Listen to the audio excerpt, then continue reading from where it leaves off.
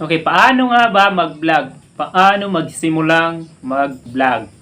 Paano magiging isang vlogger? So, ang video na ito ay para po sa mga vlogger na hindi pa po sila na-monetize at sa mga nagbabalak pa lang po mag-vlog pero nagdadalawang isip pa lang sila kung paano sila makakapag-vlog, kung paano sila gumawa ng kanilang mga vlog. So, bago ang lahat, ako nga po pala si Rasky at ako po ay gumagawa ng mga sari-saring video content. Maaari niyong mapupulutan ng aral. Tulad ng nakikita niyo ngayon sa background ng video na ito na kung paano tanggalin ang password ng Samsung A50. So ito isang tutorial ko rin po ito sa aking channel. Gusto ko pong sabihin sa inyo na bago po sana kayo mag-comment ng kung anong gusto niyong i-comment ay nais ko po sanang tapusin niyo muna yung video na ito hanggang sa dulo para po baka sakaling meron po kayong matututunan or baka mayroon po kayong aral na mapulot dito about sa pagbablog nyo. Okay, so sa pagbablog kasi mga guys, alam naman natin syempre na unang-una, gumagawa muna tayo ng YouTube account or YouTube channel. Dapat meron tayong YouTube account na tinatawag or YouTube channel. Pero para po sa inyong kaalaman mga guys, bago po sana kayo gumawa ng YouTube account ninyo or YouTube channel, dapat napag-isipan nyo na kung ano yung mga video content na inyong i-upload doon sa inyong YouTube account. Dapat alam nyo na kung ano yung topic na pwede nyong i-vlog doon sa YouTube channel nyo. Halimbawa, ang alam mong i-vlog mo ay kung paano magpaganda or paano magpagwapo. So yun yung gawin mong topic or title ng vlogs mo. Paano magpaganda. Pero dapat maganda ka rin. Kasi nga kung ang topic mo is kung paano magpaganda pero hindi ka naman maganda is wala namang manunood siguro doon. Dapat sana ang gawin mong topic is paano magpapangit. Dapat ganoon. Pero kung ano yung alam mong hilig mo, dapat yun yung gawin mong vlog. Yun yung i-vlog. So mas maganda guys kung yung mga video content na i-vlog mo, iba-vlog mo is may kinalaman talaga doon sa category ng channel mo. Kung halimbawa, ang napili mong category ng channel mo is education, dapat may kinalaman lahat yung mga video content na i-upload mo doon sa category ng channel mo. So, para sa inyong kaalaman ulit mga guys, huwag kayong nag-upload ng mga sari-saring video. Para po ito sa mga beginners, sa mga nagsisimula pa lang, nagbabalak pa lang.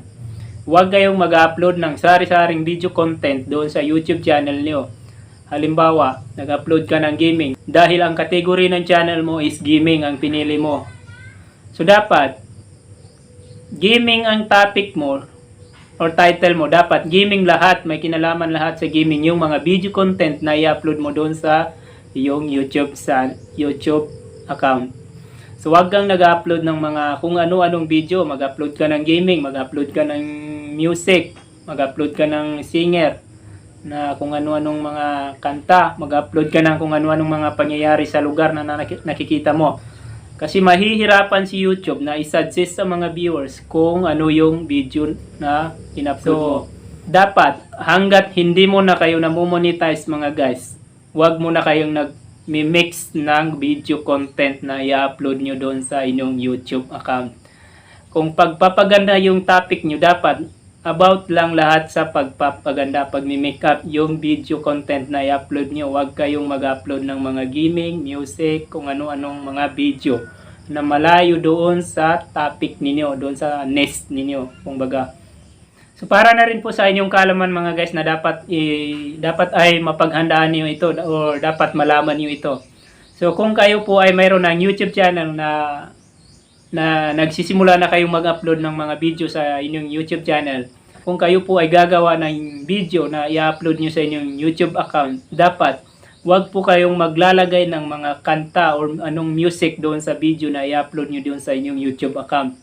Kasi nga, kapag naglagay kayo ng mga kanta or music sa video na i-upload nyo doon sa YouTube account nyo is makaka-copyright po kayo doon kasi nga hindi po original ninyo yung kanta na nilagay ninyo. So kapag nag-upload po kayo ng video, dapat original po talaga ninyo yung video na i-upload nyo. Huwag po kayong mangopya o magnakaw ng mga video na hindi niyo po pag-aari or pagmamayari. Dapat original po talaga ninyo yung video na i-upload nyo para po ito sa mga beginners at nagbabalak pa lang mag-YouTube or mag-vlog para po manonotify na po kayo ngayon kung ano yung dapat nyong gawin at dapat nyong iwasan sa inyong pagbablog. So, huwag po kayong mag-upload ng video na hindi niyo pagmamayari, hindi niyo original. Tulad ng mga drama or mga pelikula, kung anong movie, cartoons, anime sa YouTube na nakikita niyo tapos i-download niyo sa cellphone niyo, then i-re-upload niyo sa inyong YouTube account.